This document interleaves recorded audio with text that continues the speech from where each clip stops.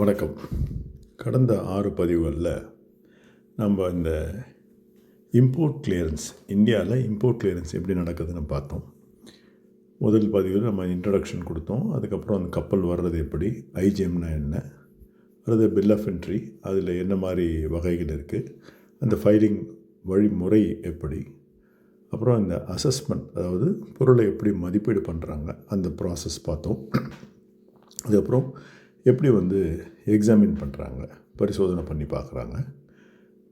அப்புறம் எப்படி நம்ம கஸ்டம் டியூட்டி கட்டுறோம். இந்த 6 பதிவுகள் தான் நம்ம இம்போர்ட் கிளியரன்ஸில் பார்த்துருக்கோம் இது வரைக்கும். இன்றைக்கி நம்ம பார்க்க போகிறது அவுட் ஆஃப் சார்ஜ், ஃபைனலாக எப்படி நம்ம பொருளை வெளியில் கொண்டு வரோம் அப்படி தான் பார்க்க போகிறோம்.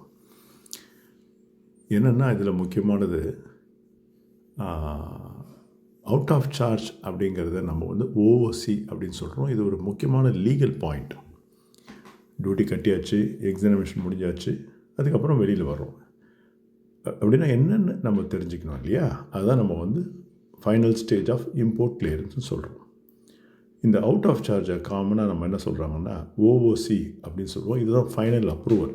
கஸ்டம்ஸ் நம்ம நம்முடைய பொருளை வெளியில் கொண்டு போகலாம் அப்படின்னு நம்ம சொல்கிறது ஓஓசி. ஒன்ஸ் ஓஓசி கொடுத்தாச்சுன்னா கஸ்டம்ஸ் கிளியரன்ஸ் கம்ப்ளீட் ஆகிடுச்சின்னு அர்த்தம். நம்ம சட்டப்படி பொருளை கஸ்டம்ஸ்லேருந்து வெளியில் கொண்டு வரோம். இந்த ஓஓசி இல்லாமல் பொருளை வெளியில் கொண்டு வர முடியாது. டியூட்டி கட்டினா கூட நம்ம பொருளை வெளியில் கொண்டு வர முடியாது. இந்த ஓஓசியை கஸ்டம்ஸ் தான் தராங்க. எல்லா ஃபார்மாலிட்டி முடிஞ்ச பிறகு, ஏற்கனவே சொன்ன மாதிரி பில் ஆஃப் என்ட்ரி அசஸ் ஆகிடுச்சு, டியூட்டி கட்டியாச்சு, எக்ஸாமினேஷன் பண்ணியாச்சு, ஏதாவது கொரி இருந்தால் அதுக்கு நம்ம ரிப்ளை பண்ணியாச்சு. அதுக்கப்புறம் தான் கஸ்டம்ஸ் ஆஃபீஸர் ஓஓசி கொடுக்குறாரு. இதுக்கப்புறம் என்ன ஆகுதுன்னு பார்ப்போம்.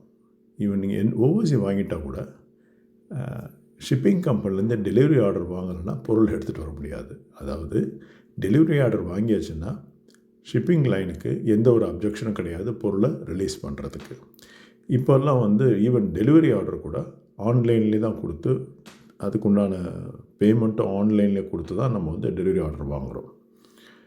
இந்த ஸ்டேஜில் நம்ம என்னென்ன சார்ஜஸ் கட்டணும்னா ஷிப்பிங் லைனுக்கு உண்டான சார்ஜஸ், அப்புறம் டெர்மினல் ஹேண்ட்லிங் சார்ஜஸ், டெமரேஜ் இருந்தால் டெமரேஜ், அதுக்கப்புறம் வேறு ஏதாவது சார்ஜஸ் அவங்க சொன்னாங்கன்னா அதை கொடுத்தா தான் அவங்க நமக்கு டெலிவரி ஆர்டர் கொடுப்பாங்க. இதுக்கு அடுத்தது நம்ம இந்த நம்முடைய பொருள் ஒரு கண்டெய்னரில் இருக்குதுன்னா ஒன்று போர்ட்டில் இருக்கும், இல்லை சிஎஃப்எஸில் இருக்கும், இல்லை எல்சிஎல் கார்கோ சொல்லுவோம். பார்ட்லோடாக இருந்தால் அது சிஎஃப்எஸில் இருக்கலாம். இந்த டாக்குமெண்டேஷனை கொடுத்த பிறகு கேட் பாஸ் ஜென்ரேட் ஆன பிறகு இந்த வேர்ஹவுஸ் கூடவும் டெர்மினல் கூட நம்ம கோஆர்டினேட் பண்ணால் தான் நமக்கு இந்த பொருளை நம்ம வெளியில் எடுக்கிறோம். ஆக கஸ்டம்ஸ் ஃபார்மாலிட்டி மட்டும் இல்லை, ஷிப்பிங் லைன் ஃபார்மாலிட்டி மட்டும் இல்லை, சிஎஃப்எஸ் ஃபார்மாலிட்டி அல்லது போர்ட் ஃபார்மாலிட்டி கம்ப்ளீட் பண்ணால் தான் வெளியில் எடுக்க முடியும். நம்ம கம்ப்ளீட்டாக ஃபார்மாலிட்டிஸ் முடித்த பிறகு கண்டெய்னர் எடுத்து நம்ம ட்ரக்கில் வச்சு டிரான்ஸ்போர்ட் பண்ணி தான் இம்போர்ட்டுடைய வேர்ஹவுஸ்க்கோ இல்லை ஃபேக்ட்ரிக்கோ இல்லை டிஸ்ட்ரிபியூஷன் பாயிண்ட்டுக்கோ நம்ம கொண்டு வர்றோம். இதுதான் இதோட நமக்கு இந்த இம்போர்ட் ப்ராசஸ் கம்ப்ளீட் ஆகுது. ப்ராக்டிக்கலாக பார்க்கும்போது சில நேரங்களில் இந்த ஸ்டேஜில் கூட டிலே ஆகலாம்.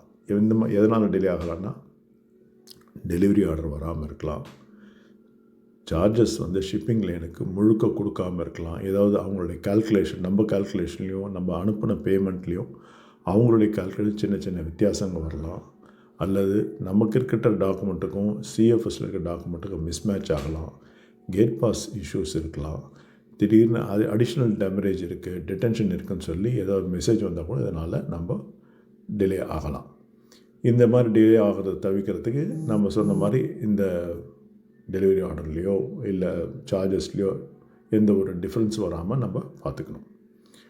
நம்ம இது வரைக்கும் பார்த்தது ஒரு குயிக்காக ரீகேப் பண்ணோன்னா duty payment, examination completed, out of charge given, delivery order வாங்கியாச்சு, சார்ஜஸ் பே பண்ணியாச்சு, gate charges, gate pass generate ஆகிடுச்சு, கூட்ஸ் டெலிவர்டு. இதுக்கு அப்புறமும் ஒரு சின்ன ப்ராசஸ் இருக்குது. அது என்னென்னா பொருள் நம்ம இங்கேருந்து, அதாவது போர்ட்டில் இருந்தோ சிஎஃப்எஸில் இருந்தோ கொண்டு போகும்போது முந்திலாம் ஒரு ஃபார்ம் 20 போடுவோம். அதில் ரொம்ப காலத்துக்கு முன்னாடி 2017 ஜிஎஸ்டி வர்றதுக்கு முன்னாடி. ஜிஎஸ்டி வந்த பிறகு இவே பில் ஜெனரேட் பண்ணணும். இன்னும் சொல்லப்போனால் இந்த இவே பில் பற்றியே ஒரு தனியாக ஒரு விளக்கம் கொடுக்கணும்னு நினைக்கிறேன். ஏன்னா நிறைய மிஸ் அண்டர்ஸ்டாண்டிங் வருது. ஒரு போர்ட்டில் இருக்கும்போதோ சிஎஃப்எஸில் இருக்கும்போதோ நம்ம நேரில் போய் அதெல்லாம் பார்த்துட முடியும். ஆனால் டெய்லி இன்ஸ்பெக்ஷன் கம்ப்ளீட் பண்ணி பொருள் எடுத்து வண்டியில் வச்சு நம்ம அனுப்பும்போது, லெட்ஸே சென்னையிலேருந்து நம்ம கோயம்புத்தூருக்கு அனுப்புகிறோம்னு வச்சுக்கோங்களேன், இடையில செக் போஸ்ட்டில் பிடிக்கலாம். பிடிச்சி இந்த மிஸ்மேட்ச் இருந்தால் அப்போ அங்கேருந்து அவங்க பர்மிட் அதை நம்ம சரி பண்ணுறது ஒரு பெரிய தொல்லையாக இருக்கும். அதனால் அந்த இவே பில்லை பற்றியும் நம்ம ஓரளவு அடுத்த வீடியோவில் போடுறோம். தேங்க்யூ.